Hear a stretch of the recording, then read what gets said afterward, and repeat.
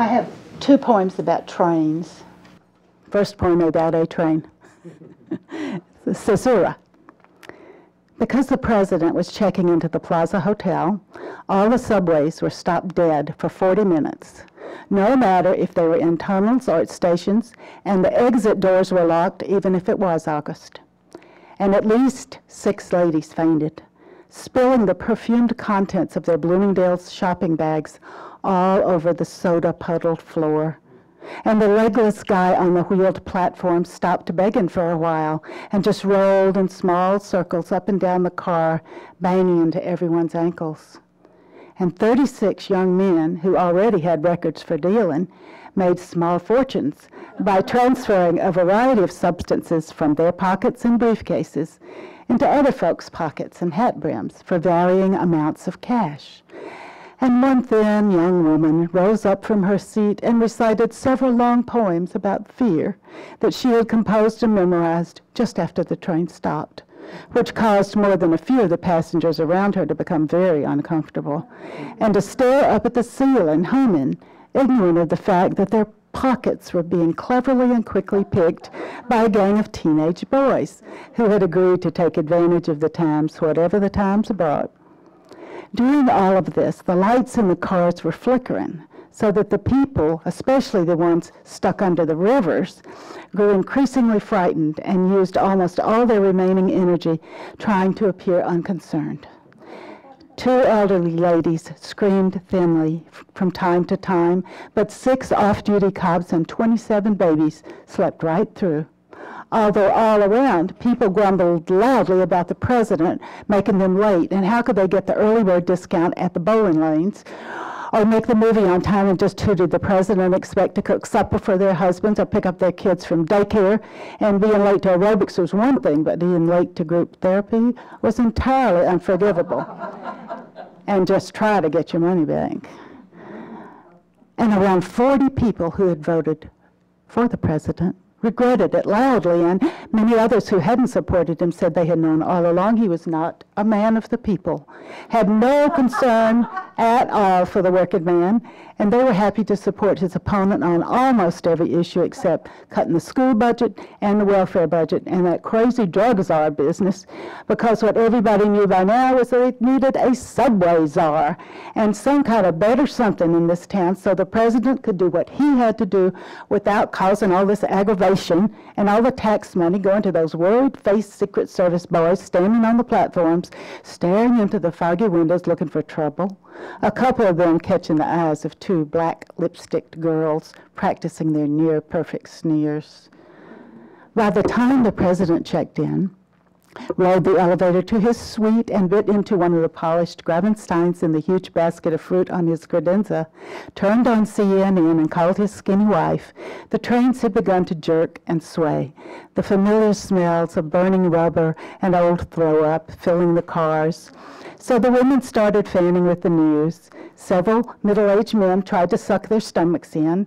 All the dealers grinned, and the babies yawned.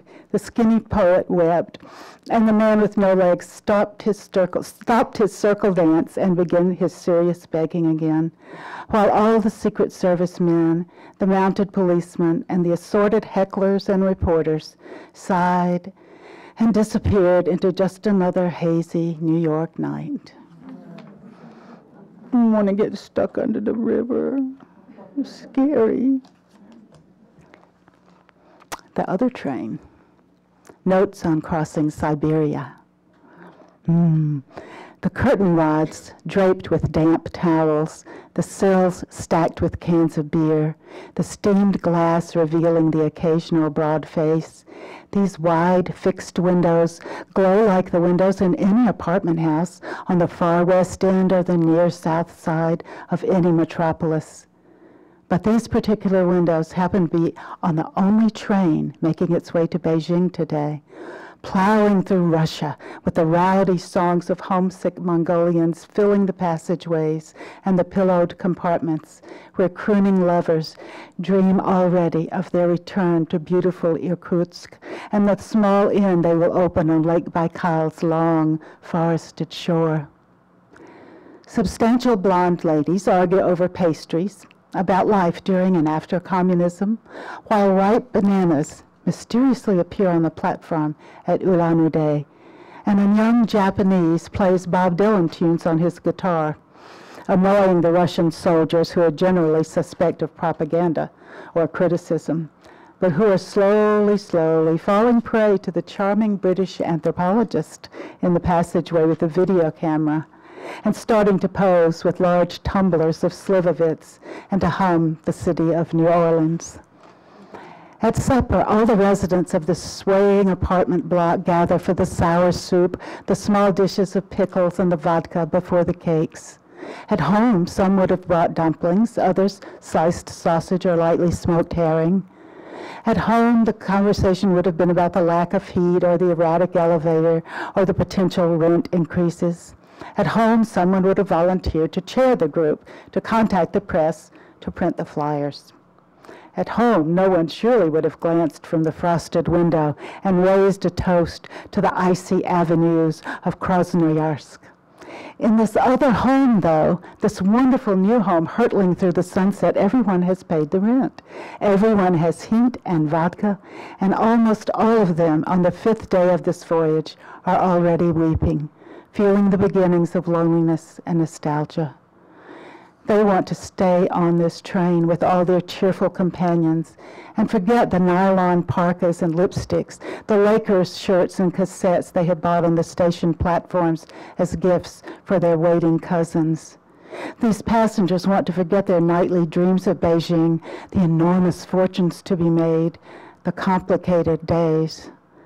They want to forget everything but this astonishing warmth, this vodka, this singing loudly in many languages, this familiar smell of bodies and steel, this remarkable journey from Russia, this amazing farewell gift of a week-long stay in paradise.